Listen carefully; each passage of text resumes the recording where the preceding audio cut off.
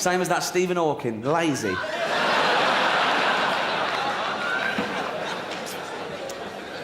Most intelligent man on the planet, and I'm having a go. Brilliant.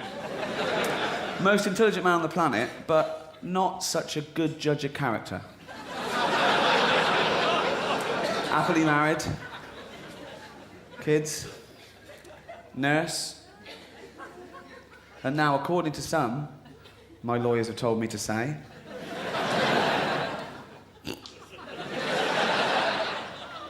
she leaves him out in the sun, she smacks him round the head for a laugh. Isn't that terrible? He must be thinking, oh, what happened to all the fucking blowjobs? Whack. Ow. Spell the whole word. Ouch.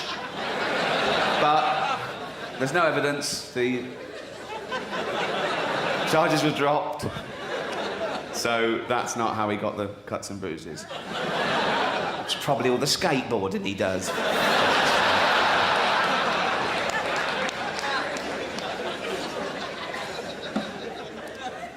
So, why politics?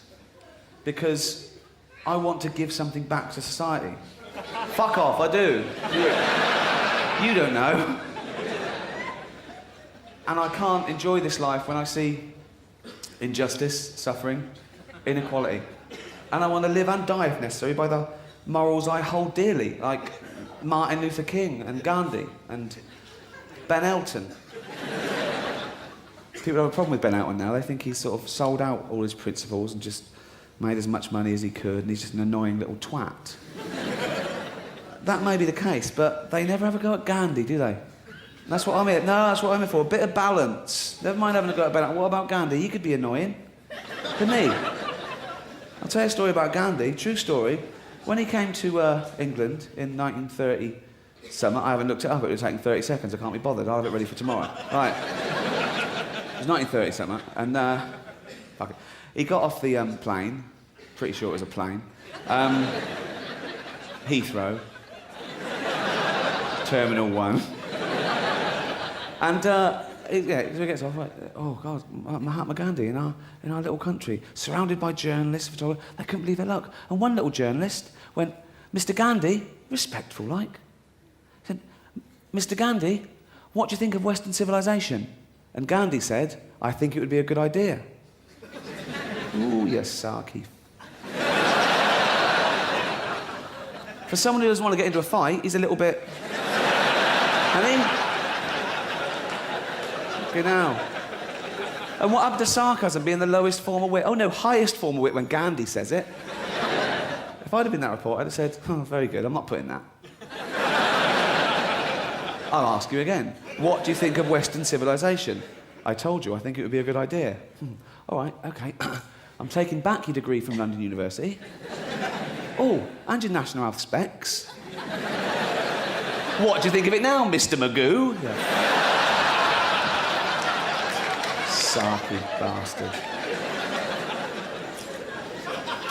He went to the same university as me, University College London.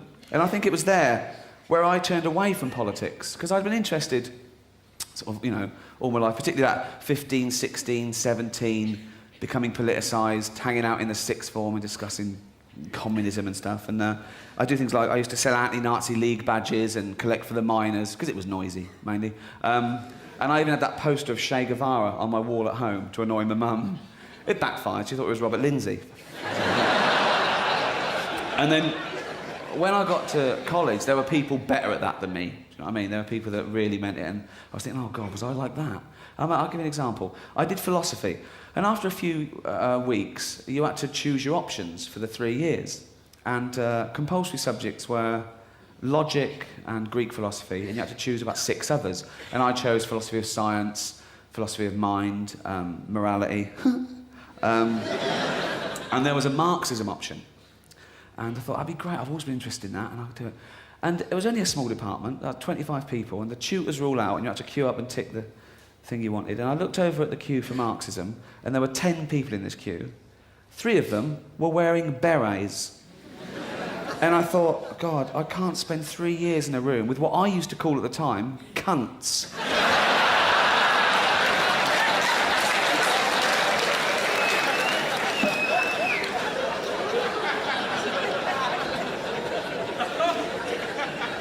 The first bloke I sort of hooked up with was the opposite of that. He was this big lumbering chemist called Pete Bront, yeah? And I think he was about the first person I met, and he lived literally opposite me in the corridor at I4 Evans Hall in Camden. And 18, like the rest of us, but the mind of a 55-year-old fascist cab driver. Do you know what I mean? Like, just society was going to the dogs and, oh, God, oh, the things I could do if I was in charge, that sort of thing. And I remember there was an advert at the time for Strongbow. And at the end of the advert, 2 arrows were fired from a longbow that went and split the wood on the bar. That gave him the horn, that advert. Because he used to imagine executing muggers and rapists like that. And it would come on, and he'd go quiet, and he'd be watching it like that. And then, as it would go, he'd go, ooh, that was in the head. And he also used that to exorcise demons. Like, he'd walk along the street, and it was like early 80s, so if he saw someone coming the other way, like a bloke with long hair and makeup or something, he'd just watch him, and he'd go, oh. He'd be imagining killing him. Once we were walking home from college, and he used to go in every day and buy his Evening Standard. Right? It was a little kiosk, I don't know if it's still there, but it was like just 2 piles of Standards and a little old woman selling them. And he went in this particular day, bought his Standard, 10p, looked at it, and the cover story that day was a big photograph of an old age pensioner. She'd been mugged, and there was a picture of her and it was cuts and bruises, an awful story. And the old lady, just making conversation, she probably said it to everyone who came in that day. She went to Pete, it's awful, isn't it? And he went, yeah, dreadful. Yeah, she's 93, scarred for life. But you leave it, don't you? Pete went, well, it's not scarred for life then, is it? She went, what? He went, you scar a baby for life, don't you? She went, if she lives till she's 100, she's only been scarred for 7% of her life. He did the maths for her. Like, this old woman's meant to go, yeah, you're right, fuck her.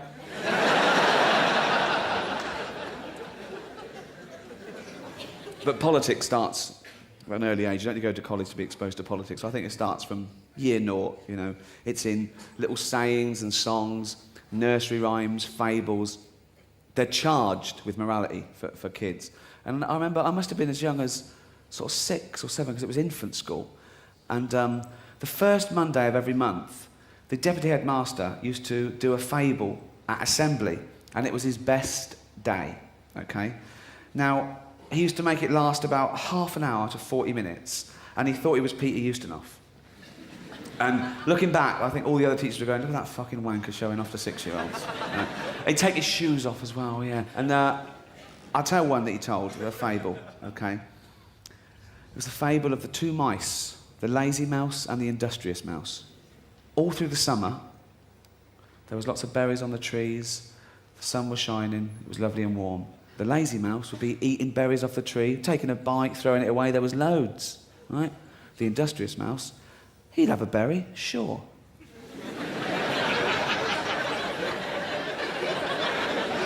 But he'd eat it all and he'd save one as well. Lazy mouse, forget that, just eating berries, running around, okay. The industrious mouse, well, I said, you know what, you should, look forward to winter because those berries won't be... Oh, fuck off, you square, I've adapted it, right? So anyway, you get the picture. So all through the summer, he's eating berries, he's running around, sunbathing. The industrious mouse, he's busy, he's eating berries, collecting berries, freeze-drying them, chopping wood with a little axe that he's fashioned out of a twig and a tiny little sliver of flint, and he's tied it on with a horsehair, and thus making it easier for him to stockpile wood for a much colder season. He hasn't got a fire at the moment, he's too hot, if anything. Just lying there like, oh. But come winter, burn the wood, make a fire. So, last summer. So, to cut a long story, I'm making it last longer than he did, for fuck's sake. Right. So, Autumn comes, same pattern. Lazy mouse, he's just fucking about eating the last of the berries, right? The industrious mouse, collecting the last of the berries, and he's got too much wood, if you want, in my opinion, but he's not going to run out. The stuff at the back's probably damp.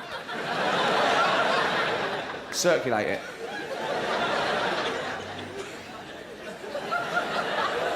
Doesn't know what he's doing, but he's doing his best. And the lazy mouse, he's just having a laugh. He's loving autumn. He's just kicking through the leaves. Underneath the leaves. You can't see him because he's too short, but you can see the leaves sort of move like that. You sort of go, what's that? What's that? I can't see. It's just lazy mouse. You can't, but that's what's happening. Don't think it's a ghost or something, or it's just... If you could go in there like with a really high-tech sort, you know, like in Discovery Channel, they go... You'd probably see the lazy mouse going... And winter comes. The ground is cold and hard. There's no berries on the trees anymore. It's freezing, okay? The lazy mouse is out there, he's scurrying around. He can't find anything. The industrious mouse is in his cottage that he's built out of just odds and ends. Roaring twig fire, pipe, rocking chair, or a pebble, just a pebble, sort of modern. And don't they hibernate? This is bollocks, isn't it?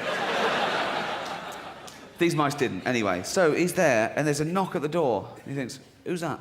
So he goes over to the little door. Tiny knob, obviously.